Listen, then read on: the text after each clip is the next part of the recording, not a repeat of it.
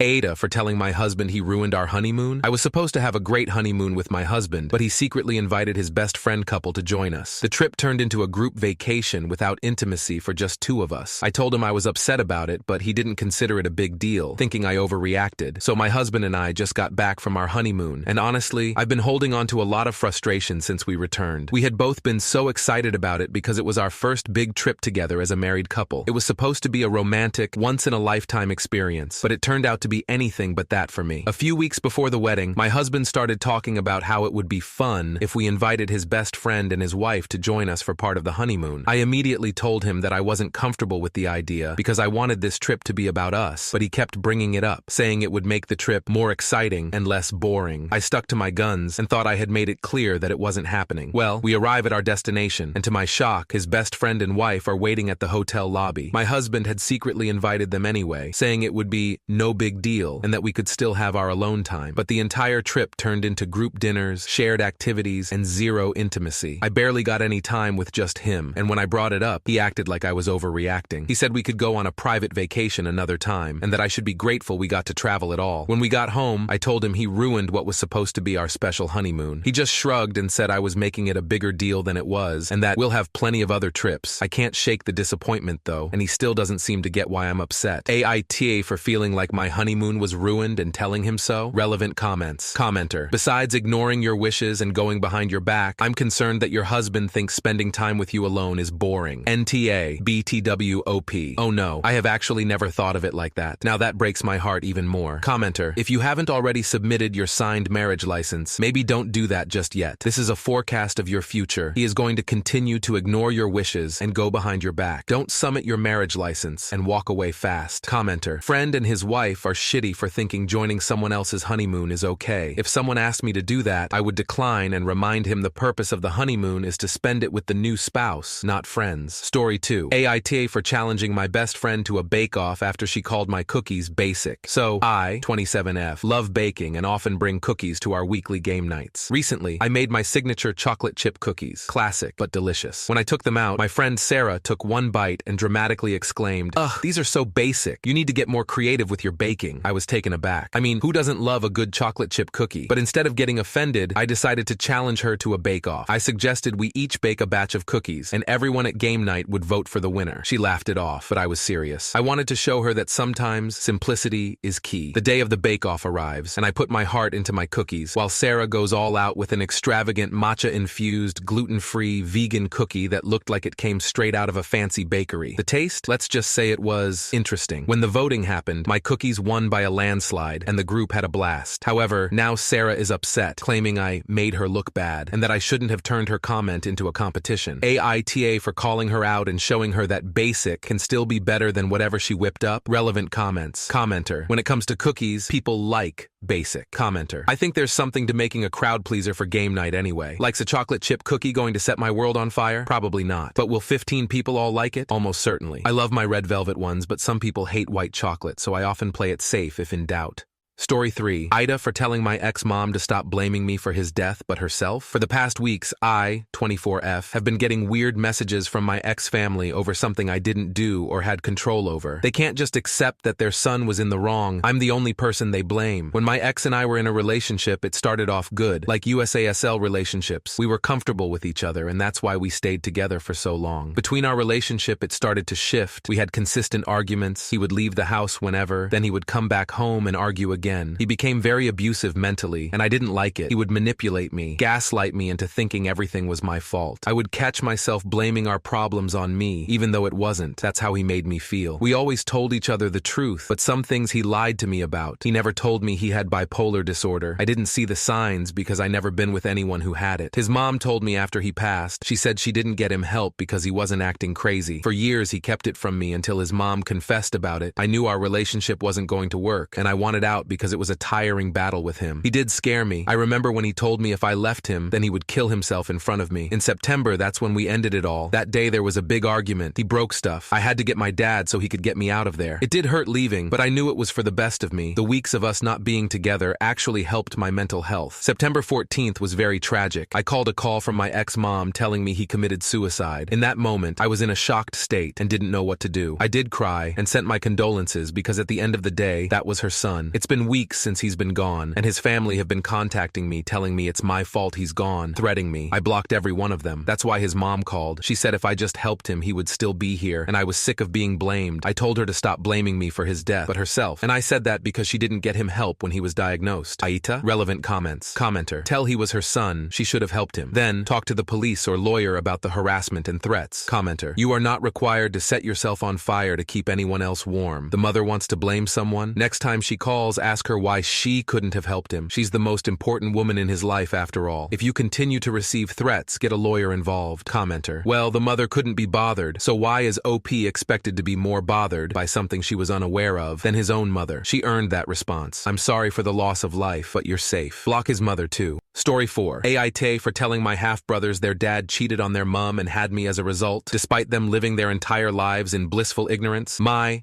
F18. Mum, F46, had an affair with her married boss, D, M56, who had a young child. The affair lasted 6 months. Then my mum got pregnant and told D the affair ended, and D confessed to his wife, who stayed with him. They arranged private child support, and D paid more than required until I finished school. Didn't want to be involved, and Mum was fine with it. She raised me until I was 3, then met my stepdad, who became my father figure. They married when I was 6 and had 2 kids. Over time, Mum told me more about D. At first, she said he left because he didn't love her, then later revealed that D was married, and it was easier for him not to be in my life. By 10 or 11, I learned I had 2 half-brothers who had no idea about me or the affair. Eventually, I met D at 12 and realized I didn't like him or feel I missed out since I had an amazing stepdad. As I got older, I found out more about my half-brother J, M21, through social media. We've been in the same place before, but he has no idea who I am. The curiosity and pain of knowing about my brothers comes and goes. This weekend, I saw Jay close up for the first time at the pub where I work. He started to speak to me, and I just couldn't get any words out. I panicked and left, later having a panic attack. Since then, I've been feeling stressed and emotional. Mum says not to let it bother me, that I have a loving family and don't need anything from D's side. While true, I can't help how I feel. I've kept this secret for 8 years, protecting their happiness at the expense of mine. I'm torn about telling my brothers. They have no idea about me, and I don't want to ruin their happiness, but keeping this secret is affecting my mental health. Telling them might bring me closure. Jay is an adult, and it should be his decision, but the younger brother is 17,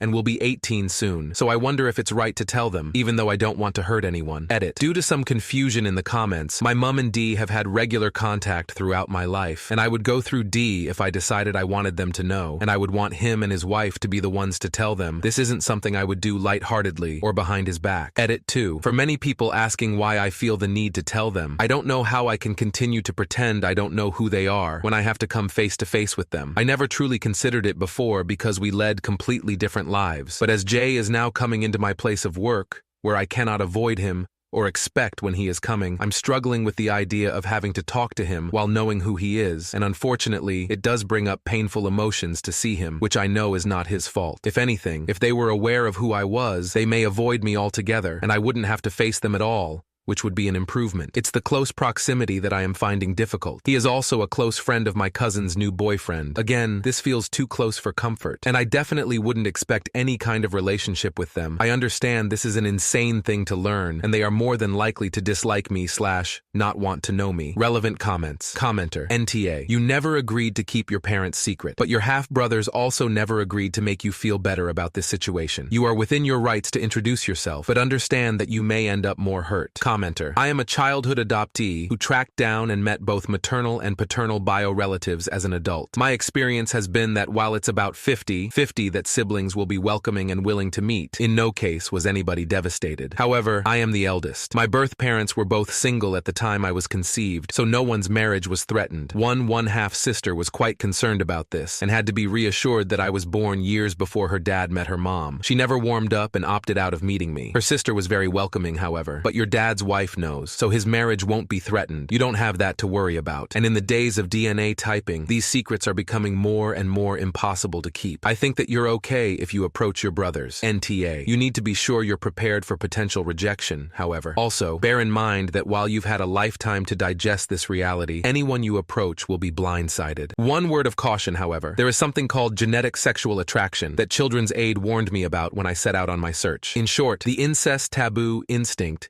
is triggered by being raised in close proximity together, not by being blood relations. When you meet your relations, you will be meeting people who share a lot of DNA with you and are thus more like you than anyone else you've met. That can be a source of attraction, and your instincts won't automatically find the thought of sex with them disgusting. Be wary of this. People can get themselves into all kinds of lurid messes as a result. It's something they warn people about in adoption reunification situations. Lastly, approaching your dad and telling him that you want to meet his kids and that it might go better if he made the intro as a possibility than if you approach them yourself. You know him best. Would he play straight? Story 5. My girlfriend isn't sure if she wants to be with me or her ex-boyfriend, and I feel lost. So, I've been dating Emily for almost 2 years. We met on a dating app, and when we started getting serious, she opened up about her ex-boyfriend. They dated for 4 years and were in an open relationship. Basically, they'd have threesomes and attend swingers events. She said it was great, but she eventually realized she wanted kids, and he didn't. He also didn't want to stop their extra activities, which she wanted to do while at least trying to conceive. It was a bit shocking, and I asked her why she told me this. She said because it's pretty heavy and I should know. I told her didn't care, but I don't want an open relationship. She said she wants something monogamous now, something more stable. I'll admit that in the beginning I had my guard up, but honestly, this has been the best relationship I've ever been in. So now to the issue. About a month ago, her ex reached out to her, and they had lunch together. According to my girlfriend, they've never really kept in touch. A little in the beginning, but she said she had to cut that cord, but they do still have each other on Facebook. When I asked what he wanted, she said it was just the two of them catching up. He apparently was in a relationship for about a year, but broke up about 6 months ago. I got a weird feeling about it, but she assured me it was nothing. I thought that was it. She never mentioned him again, until last night when she told me she's having doubts about everything. Apparently, he told her he's changed his mind on kids and he misses her a lot. Oh, and they've been actively talking since they had lunch. I asked if she was still in love with him and she said didn't know. She apparently does love me, but they had a very special relationship for 4 years. That only ended because they wanted different things, which isn't the case anymore. It was all pretty shocking to hear, and I was pretty quiet afterwards. She asked me where I was in regards to marriage and kids. I said it was something I wanted eventually, but that didn't seem to be the answer she was looking for because she looked sad. She said she needs time to get her head straight and said she was going to stay with her dad for a couple of days. I know the logical thing to do is let it go, but it's hard because I genuinely love this woman. I don't know if I'm looking for advice or for someone to scream at me that I'm an idiot and to run as far away as I can, and I don't know if I can actually talk about this with my friends or my sister. Relevant comments. Commenter. 2 years with you and she's thinking of bailing, getting her head straight with a couple days at her dad's house? Yeah, man, this shit ain't gonna age like a fine wine. Ultimately, the decision is yours, but I'd cut bait. Run, brother. Make the decision for her. Commenter. She's not going to her dad's house, lol. She's at this dude's house and you know what's going on. OP,